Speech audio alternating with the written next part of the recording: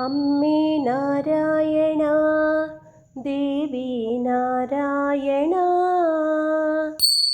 लक्ष्मी नारायणा भद्रे नारायणा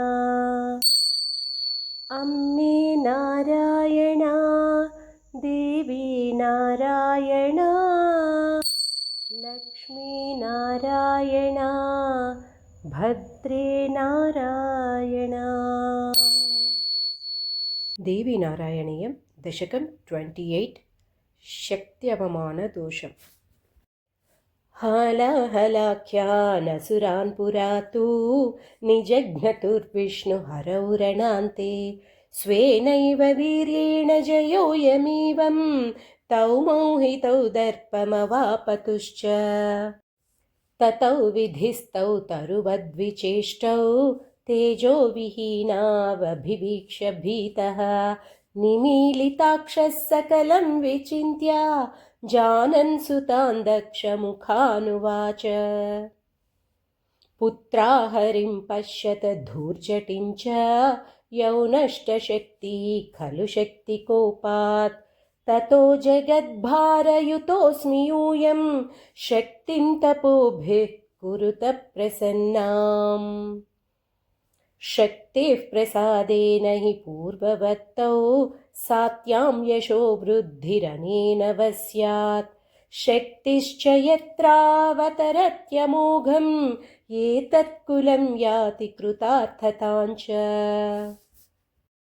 शक्तेः कटाक्षैर्जगतोऽस्तु भद्रम् एवं निशम्याशु हिमाद्रिमेत्या दक्षादयो ध्यानजपादिभिस्त्वाम् आराध्य भक्त्या दशतानि निन्युः।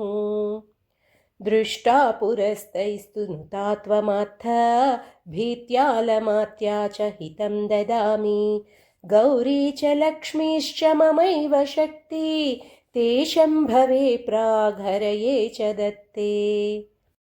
तौ शक्तिसाहाय्यत एव दैत्यान् निजघ्नतुं सत्यमिदं तु ताभ्यां हा विस्मृतं शक्त्यवमानदोषात् विनष्टशक्ति खलु तावभूताम्।